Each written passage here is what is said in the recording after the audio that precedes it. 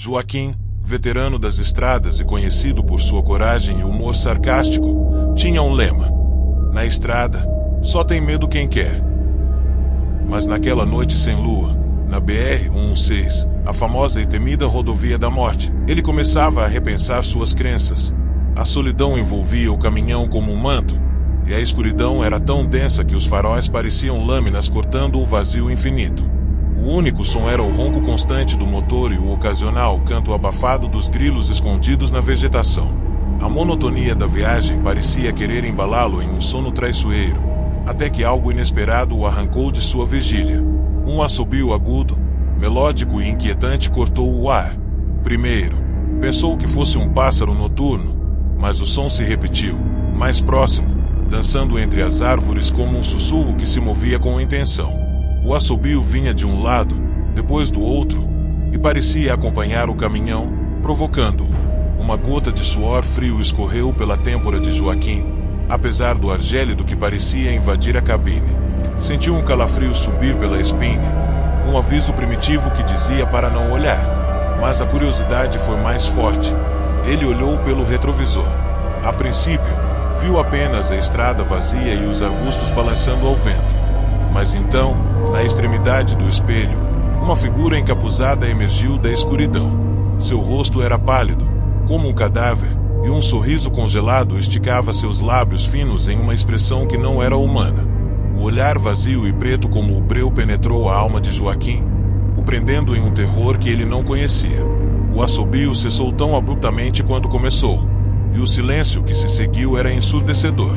Ele engoliu em seco, as mãos suadas apertando o volante com força suficiente para os nós dos dedos ficarem brancos.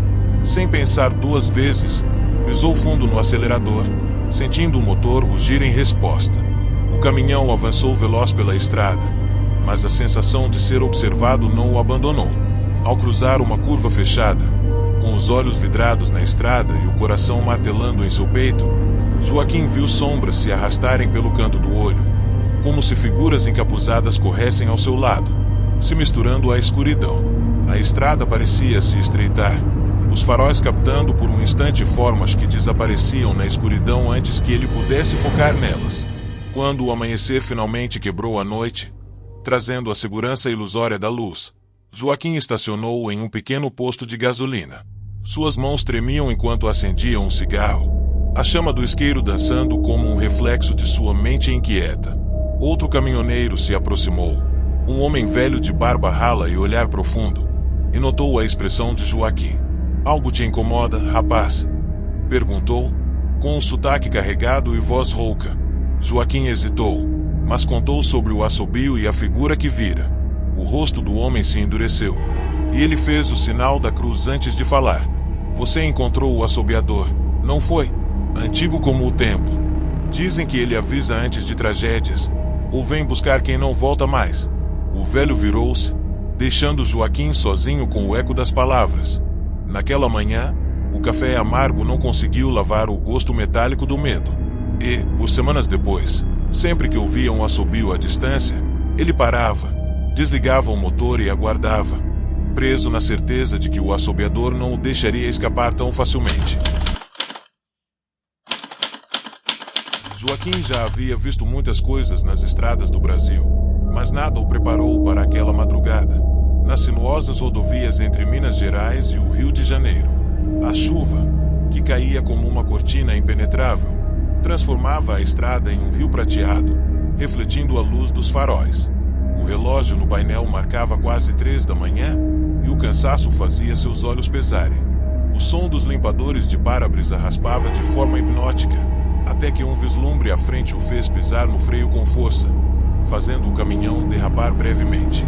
À beira da estrada, uma criança permanecia estática, descalça, com roupas encharcadas e os cabelos grudados no rosto pálido, olhava diretamente para ele. Seus olhos eram grandes, cheios de uma tristeza profunda, e carregavam um brilho estranho que parecia atravessar Joaquim como uma lâmina. Ela levantou os braços, os dedos finos se abrindo como se pedisse ajuda, e a visão fez o coração dele bater tão forte que parecia martelar dentro de sua cabeça. Joaquim saiu da cabine, a chuva instantaneamente encharcando sua camisa e escorrendo pelo rosto. estivesse preso em um sonho. Ei, menino, você tá bem? O que faz aqui a essa hora? Sua voz saiu mais rouca e trêmula do que ele pretendia. A criança permaneceu imóvel.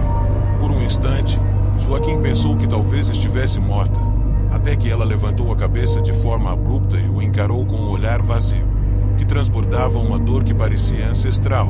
Então, com um sussurro quase imperceptível, ela disse: "Eles vêm buscar você." O sussurro ressoou, mas não apenas nos ouvidos de Joaquim. Ele o sentiu no peito, nos ossos, como se as palavras vibrassem dentro dele. Antes que pudesse reagir, um trovão ribombou no céu. Por um segundo, um clarão iluminou a estrada. Quando a luz do relâmpago se apagou, a criança não estava mais lá. Era como se a neblina a tivesse engolido. De volta à cabine, o medo começou a transformar-se em pavor ao perceber marcas de pequenas mãos impressas na parte interna do vidro do caminhão. As impressões pareciam frescas, ainda escorrendo como se estivessem molhadas de sangue ou chuva. O cheiro metálico de ferrugem preencheu o ar, e ele sentiu um calafrio se espalhar pela espinha. Com mãos trêmulas, girou a chave na ignição e o motor respondeu com um rugido. A estrada diante dele parecia agora mais longa, cada curva escondendo segredos que ele preferia não descobrir. Dirigiu por horas, a chuva diminuindo gradativamente até dar lugar a um amanhecer pálido. No primeiro posto de gasolina que encontrou, estacionou, desceu da cabine e acendeu um cigarro com mãos ainda trêmulas. Ao relatar o que viu para outros caminhoneiros, o silêncio caiu sobre o grupo como uma mortalha. Um homem idoso, de rosto vincado e olhos que já viram mais do que gostariam, deu um passo à frente. Essa criança, dizem que ela morreu há mais de 30 anos, atropelada por um caminhão enquanto fugia de casa. Sempre que alguém a vê, é um aviso. Dizem que aqueles que ignoram o aviso não costumam ver outro amanhecer. A tensão no ar era palpável. Joaquim, agora cético, encarou o vazio da estrada à distância, onde as sombras da manhã pareciam se alongar de forma sinistra. A marca das pequenas mãos, ainda visível no vidro do caminhão, era um lembrete de que, na estrada, algumas lendas não são apenas histórias. E naquela noite, Joaquim soube que havia algo ou alguém esperando por ele em um futuro que, até então, nunca temeu.